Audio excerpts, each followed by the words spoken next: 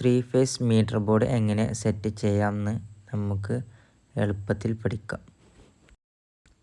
അതിന് വേണ്ട നമുക്ക് കുറച്ച് കേജ് കൂടിയ വയർ വേണ്ടത്.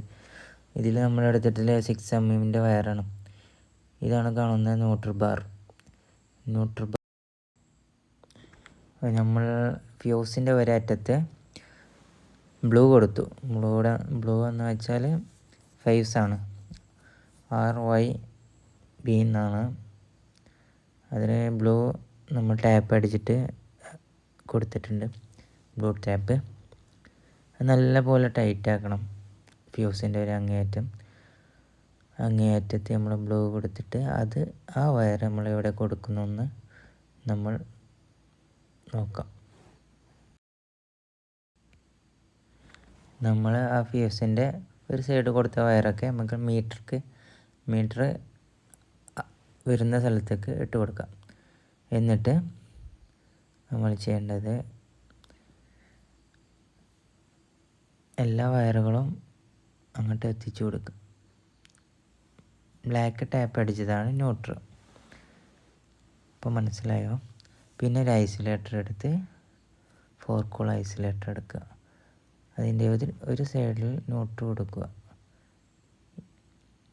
ഞാൻ കാണിച്ചു തരാം. ഈ സൈഡിലാണ് ന്യൂട്രൽ കൊടുക്കേണ്ടത്. എന്നിട്ട് ബാക്കിയുള്ള വരുന്ന ഭാഗം 3 പീസ് വരുന്നുണ്ടല്ലോ, RYB. അത് ഫസ്റ്റിൽ റെഡ് കൊടുക്കുക, R. പിന്നെ മഞ്ഞ കൊടുക്കുക, Y. പിന്നെ ബ്ലൂ കൊടുക്കുക, നീല. എന്നിട്ട് ഫ്യൂസിൻ്റെ മറ്റേ സൈഡിൽ നിന്നാണ് നമ്മൾ അത് കണക്ഷൻ കൊടുക്കുന്നത്.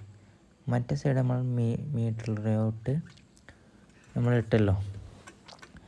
എന്നിട്ട് ഈ സൈഡിൽ നിന്നാണ് നമ്മൾ ഐസൊലേറ്ററിൽ കണക്ഷൻ കൊടുക്കുന്നത്.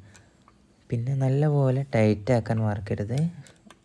ടൈറ്റാക്കിയിട്ടില്ലെങ്കിൽ നല്ല ഷോർട്ട് വരാൻ ചാൻസ് ഉണ്ട്. അതായത് ഫ്യൂസ് കത്തിപ്പോകാൻ ചാൻസ് ഉണ്ട്. അപ്പോൾ നല്ലപോലെ ടൈറ്റാക്കി കൊടുക്കണം.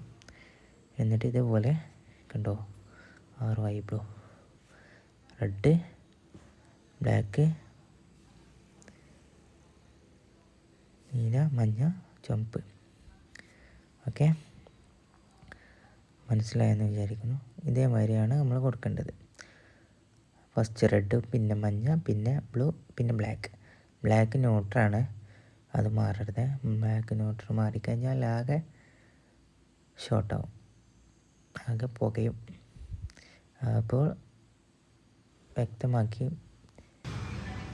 കാണിച്ചു തരാം. ശരിക്കും ഈ ഭാഗത്തു നിന്നാണ് നമ്മൾ DBയിലോട്ട് പോകുന്ന വയർ കണക്ഷൻ ചെയ്യാനുള്ളത്. ചിലർ അടിയിൽ കൊടുക്കും, ചിലർ മുകളിൽ കൊടുക്കും. കറക്റ്റ് ഫേസ് അടിയിലാണ് വരേണ്ടത്. DBയിൽ നിന്ന് വരുന്ന വയർ മുകളിലാണ് വരേണ്ടത്. ഓക്കെ.